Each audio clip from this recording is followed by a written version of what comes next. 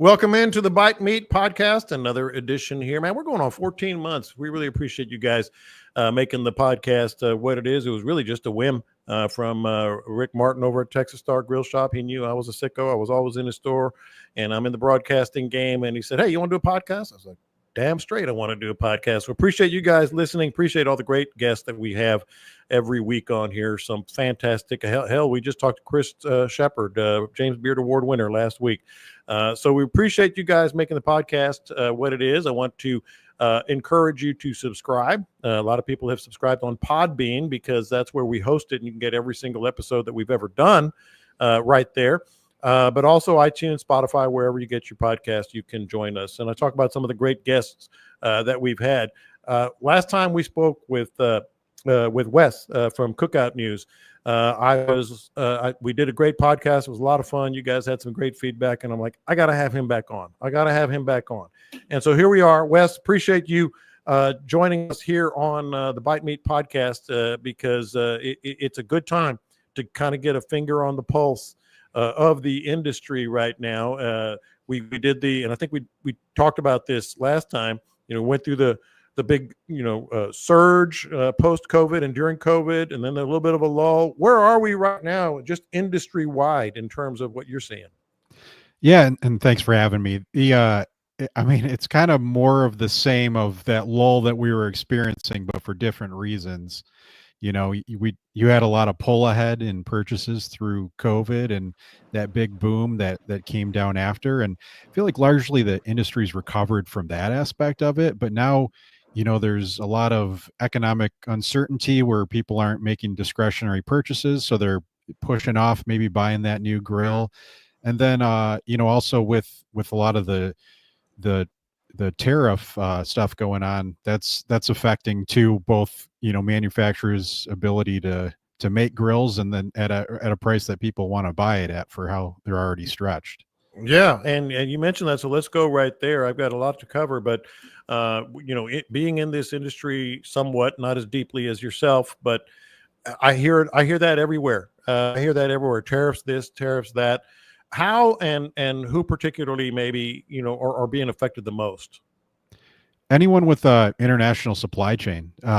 You hear a lot about the reciprocal tariffs, those the tariffs that that they've changed and moved around a lot, but a big part of what's affecting the industry is the tariffs on steel and aluminum. First, they were put at 25%, and then they were raised to 50%. Grills are, for the most part, big steel objects. So any tariff on imported steel, that has a big effect on the cost for what they can make them for. And are you seeing obviously it's heartbreaking, but are you seeing some elements of the industry, some arms sort of not going under, or maybe going under, but really feeling the effects and having to be light on their feet and change the way they do business? Yeah, any company that makes grills overseas or imports parts, they're actively working to move their supply chains. Anyone that had business in China or some other Southeast Asian countries, they're moving them around. That takes time, though. Most people don't have, or most companies don't have a supply chain they can just flex and move to a different country within months. So a lot of what I've seen is they're planning for late 25, early 26 to move away from China. But everyone's moving away from China when I look at all the companies out there. And how would that affect these companies? Obviously they went to China for a reason. It was cheaper, maybe more efficient, whatever.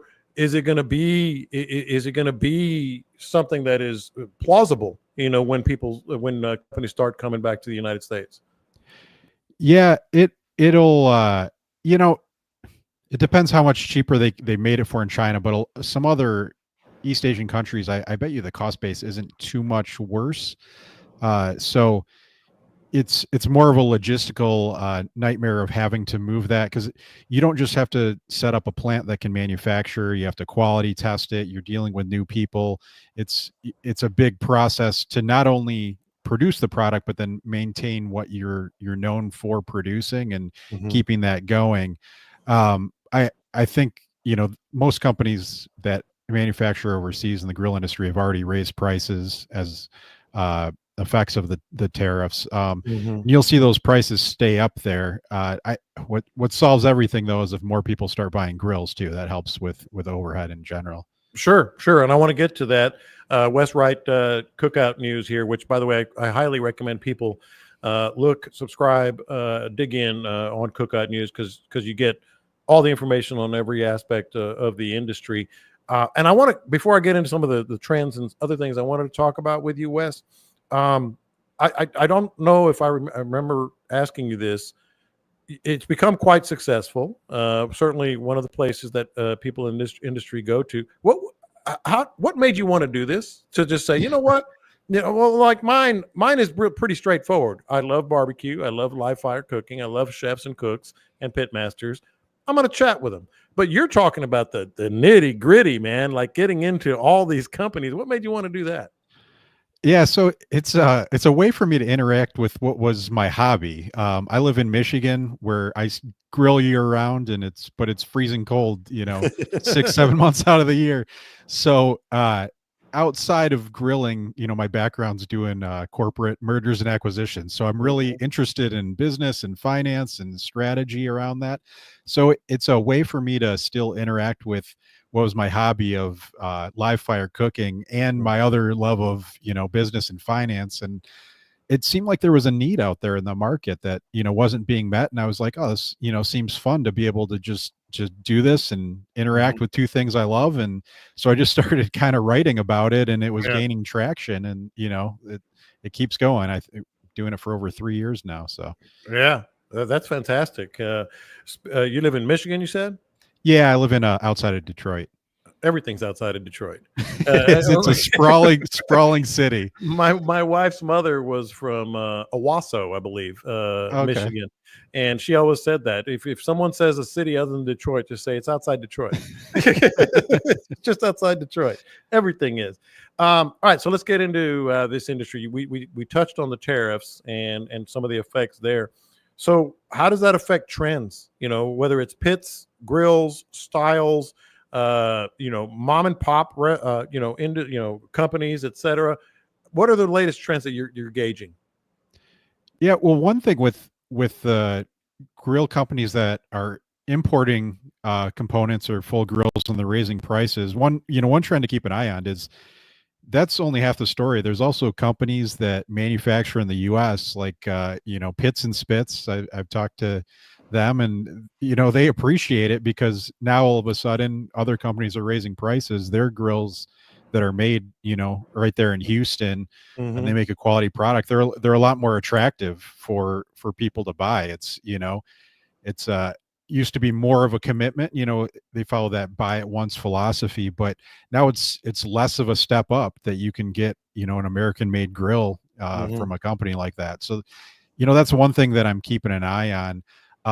Another, as it relates to like grilling technology, is on the pellet grill side, you're seeing a lot more companies trying to innovate around some of the problems or limitations that pellet grills traditionally had. They Mm-hmm. don't make enough smoke and they don't sear. You're seeing a lot more grills that get hotter, and then that can sear and do more traditional grilling. Mm-hmm. That's one thing I'm tracking. And then it's kind of the same thing on gas grills too. Your infrared burners I'm seeing on more and more gas grills, for that high heat sear, and they're making their way down market on cheaper grills. It used to be those were only on really expensive models, but Mm-hmm. I mean, you can get a gas grill with an infrared burner for $600-700 now. Yeah, yeah. It's sort of the all-in-one concept is what I'm feeling, and I'm wondering Yeah. how you feel about that. Like we have pellet grills now where people can get to really really high heat, and rather than have as I'm looking out my back window here, rather than having three different things, maybe have the one. Is that a trend that's coming down the pike? Yeah, definitely. That it's combo grills are something that a lot of companies are pushing, or other ways that you can do all in one. Be it like Green Mountain Grills. You can smoke with it's a pellet grill, but then they have an electric infrared side burner, and Mm-hmm. you can do all sorts of different things with it, or like griddle inserts you see too on both pellet grills and gas grills and even charcoal. So it's Mm-hmm. about different accessories or even different methods of cooking all within the same body. And my question is, as a consumer, is how do you perfect that in such a short time? Because I want to make sure my pellet grill is a Traeger or a Rectech, and my griddle is this, and my smoker is that. Are you seeing the quality? Yeah, I think I think you can get really quality grills at different price points. Like the difference between a cheaper pellet grill that's not the most known brand and some of the more upmarket, let's say Hmm. Traeger or that. I think that gap on what it used to be on the technology side and some of the quality side is shrinking, where you Hmm. can do a lot more with less than you could before. Obviously those more expensive brands are finding new ways to innovate, but I see it, especially with like pizza ovens. When I look at some cheaper pizza ovens or more expensive brands, you're making great pizzas no matter no matter what. So Hmm. it's I think that's a function of the way the industry is going. Yeah. And then getting back to, the American made, the mom and pop that are right here, smaller companies. Do you feel like those could be successful, more successful now? Because they've sort of, you mentioned Pits and Spits, they're not mom and pop, but they've been doing this for a while. Companies that have been staying here and doing it this way, are they getting a little bit of a head start, maybe be a little more successful now that other people are having to be light on their feet? Yeah, well, I think what it does for them is, where other companies are flexing all of their manpower there to source new ways to get their supply chain. Companies that are local, they don't have to do all that, so they can focus just on product marketing and getting their grills into more people's hands. That's a big Hmm. part of it is finding distribution, but it's I'd say it's a big distraction for all the other, larger companies that import their grills. So Hmm. for sure, it gives them, this 6 month year period where they can, figure out ways to kind of get a leg up from where they were. Hmm. What is the market landscape right now? I know that's a broad question, so let me try to maybe hone in a little bit. I walked into Home Depot the other day, and I'm like, well, they didn't used to have all this. I mean, they have spices and sauces and more Traegers than they used to just have like one or two brands. I think I was in a Target maybe, and I saw some really high quality pits and such, and pellet grills. Are big box stores embracing this industry a little bit more? Yeah, I think they're open to more variety too. They, it used to be you'd just see some, Weber kettles or gas grills. Mhm. They're embracing a lot more brands. Traeger with Home Depot, like you said, is a great example. They'll have full, displays, big installs within their Mhm. stores to show you everything that Traegers can do. I think they're embracing it, and they also understand that, you know, getting away from just a traditional charcoal or gas grill, even on some of those with the new technology, there's some education they have to do with consumers to be able to understand, why would you want to buy this grill and what can it do that your old grill doesn't do, and Yeah. that's a big part of it. But yeah, they're, you know also within Home Depot, they'll sell, Gosney pizza ovens. They Yeah. sell Next Grill. They have a whole bunch of different brands that they sell. And like you said, I mean, rubs are more popular than ever. Rubs and sauces, you'll see at Ace Hardware has a ton, or Academy Sports. They're big on that too. Yeah, I didn't know how familiar you were with Academy because that was the other one that kind of gave me this idea. I was like, Academy, holy moly, they're really embracing it. Yeah, I listened to Academy's their earnings calls, because they're, I know them just from traveling down to Texas, Mhm. stopping in and seeing what they had. And I always liked them because they'll sell, traditional offsets and some really cool stuff that it's harder to find up north. Mhm. But them as a brand, they keep growing and expanding and moving further north. And when you listen to their conference calls on how they're doing, they talk about focusing on rubs and sauces and accessories and things like that to keep people coming back to them, to think of them for that kind of stuff. Yeah, yeah. All I'm hearing is I got to get OG sauce into Home Depot and Academy. That's what I'm hearing. That's what I'm hearing right now. But that's a different topic that doesn't really concern you.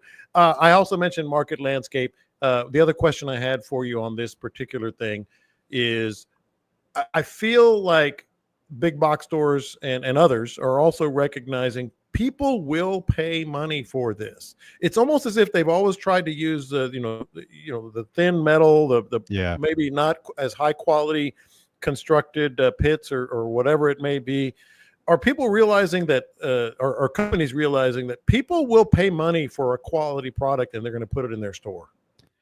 Yeah, I think that's, a big part of it with, the release, especially of pellet grills, that were a little pricier, and same with griddles are usually a little bit pricier too. Mhm. Uh, People will buy for a quality product, and they'll also pay for innovation. That's something you hear on a lot of the retailers' conference calls is people will pay for innovation. They want it. They want the newest thing, something that makes it easier, something that makes it better. I mean, they'll always have that, section in front of the store with the $100, $150 grill. But I think that's a big part of why they'll do those big displays in the store is they know if you show a premium product that innovates, people are going to buy it. Mm-hmm. The other thing, you mentioned griddles a couple of times. You mentioned pizza ovens, and that is directly leading into the other thing I really wanted to chat with you about too. Pizza ovens, I think micro pits is a big new thing. Griddles, are they here to stay? Yeah, I think their trajectory slowed down a little bit with the overall economy.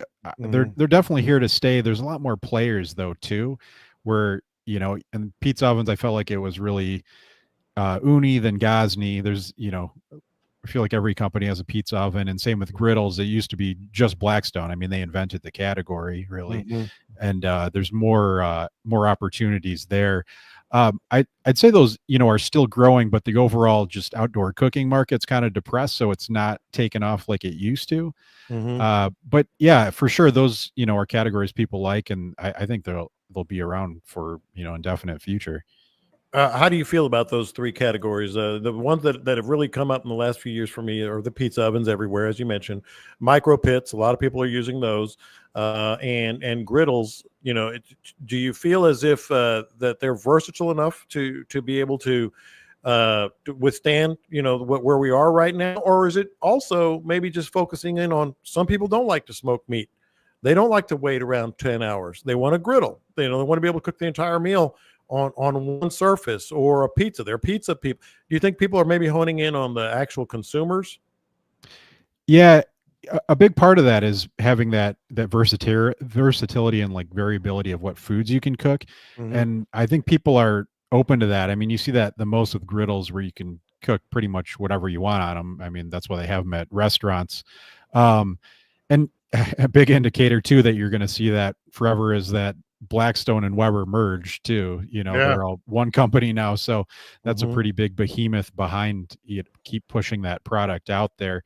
But yeah, I mean, I think that all relates to what we were talking about earlier with grills that can do a bunch of different things, is that people want versatility of what they're cooking, and Mm-hmm. that's a big customer need right now. So that's why I think pizza ovens and griddles and micro pits. I mean, I I have a lot of grills, and what I cook on probably the most is I have a little PK like camping grill, I charcoal love grill. the PK. Yeah, Love it the like PK. I cook on it all the time because Yeah. for me and my wife, it takes no time to heat up, and I can just cook something real quick on it. I get the opportunity to grill, but on a weeknight, when you don't have a lot of time, it's perfect. So I think all those things are And gonna you can smoke meats too on Saturday. You yeah, can absolutely. yeah, no, I'm a big fan of the PK. Shout out to them. You mentioned Weber and Blackstone merging, and it's like you're reading my mind because I had that on the agenda today as well. Weber is diversifying. Correct me if I'm wrong. I mean, they're doing a little bit of everything now. It's not just the what do they call the kettle Yeah. anymore. They're really diversifying. Are companies doing the same thing then? Yeah, I mean, Don't they have a pellet grill too now? they do. Yeah, they Yeah. they actually they had a pellet grill that wasn't really that well received, but they came out with a new one a year or two ago called the Smoke Fire, I think, Mm-hmm. or Searwood. I think it's called the Searwood. That's that sears better, and it's a much better model. And then they came out with the Smoke this year, which Mm-hmm. is a lower tier model that's more for smoking. But yeah, you'll see brands offer anything you want now. It's outside of offsets for whatever reasons. They don't get into offsets too much Kind of hard to make that diverse. Kind of yeah. versatile. But yeah, a lot of companies do that. I think, through this time where you're getting a stretched consumer and more expensive supply chains, you're going to see companies consolidate. So I think you're going to see even more versatility from the same brand might offer more things than you're used to. Is that good? I don't know if it's good. And I'm somebody with, like I said, I work in mergers and acquisitions, but I don't love them a lot of times because I feel like as a consumer, I lose out on some options, or they're, looking for ways to make it cheaper or things like that. So I like having that, those small brands that have some little quirk about them. And, I think that's great. I think it's great for the consumer. So outside, like, Blackstone and Weber merging, I think is good for everybody just because of some of the positions that they were in. And it's not like, those are small companies, but I hope we don't see some of the smaller brands go away. Yeah. Yeah. What's next? What do you think is the next trend? I one of the things I put in my email to you is trends in the industry, not just what's going on with prices and tariffs and micro pits, but do you put your crystal ball on your table? Do you ever see, okay, I can see where the industry is going with this or that? I think that's a perfect, what we're just talking about is perfect lead in. I think you're going to see some industry consolidation. So outside of, product, what I see on that side, crystal ball, you're going to see companies either go out of business, and you're going to see companies that merge with other companies. I think that'll be a big thing over the next year, just coming out of all that mess from COVID and then into where we're at now. I'm sure there's people that owe a lot of money and they're not getting sales. So that's a bad combination. On the product side, I'd go back to what we kind of started off talking about. I think that combo grill, that versatile cooking environment, the pellet grill that you can also, be it, whether it has gas grill on it or something like that, you can cook bunch of different foods all with the same device, because not everybody has the space or the need or the want to buy 4 different grills so they can cook whatever they want outside. That's, the industry's been shifting that way, and I think it's going to keep going that way. Yeah. One thing that I thought of, and I'm the amateur, you have your finger on the pulse of all this. I'm seeing a lot of companies, we mentioned micro pits, but I'm seeing a lot of companies maybe try to start embracing a true tailgate pit. Not everybody has a trailer, not everybody has a truck. Yeah. And I'm wondering if that's sort of a category that people are going to start trying to embrace, like put it in the back of your car or put it in the hitch of your car and go to work at the tailgate. Yeah. I mean, we're seeing on the griddle side, more companies coming out with tailgate griddles that aren't just like those ones you used to take camping, like more of a true griddle you can take with you. I think that's a big part of it. And I think just the overall trend towards smoking meat and grill instead of, traditional grilling is going to keep growing too. You saw with like Oklahoma Joe's, they have some really cool smokers coming out there, or came out this year. They had a new Bronco that's more portable. Portability is a big thing with a lot of these companies that lends into that tailgate mentality. So yeah, for sure, that's something that we'll see. I think a lot of these, the amazing growth of TV barbecue shows and competitions has really helped the industry, right? Yeah, it's great for exposure to new products, new methods, and just different styles of cooking. People do it a little different depending where you are in the country. So it's great to see. All right, a couple more things here before I let you go, Wes. And this one might be a little bit unfair to you, so tell me if it is. But I wanted to talk about the protein aspect of the industry, and I don't know how much you dig into that with prices of meats going through the roof. And getting a brisket is you're putting at least one sawbuck down to get a brisket. And if you're cooking for a lot of people, the price of proteins, immediately I thought of some of my friends and people we know that have pop-ups, food trucks, just getting started in the industry. That looks like it's going to be a tough row to hoe, as we say in Texas, because the price of proteins, what is that doing for us? Yeah, for sure. Especially beef prices just keep climbing, and they're just, and they have been. They're it's crazy how much beef costs nowadays.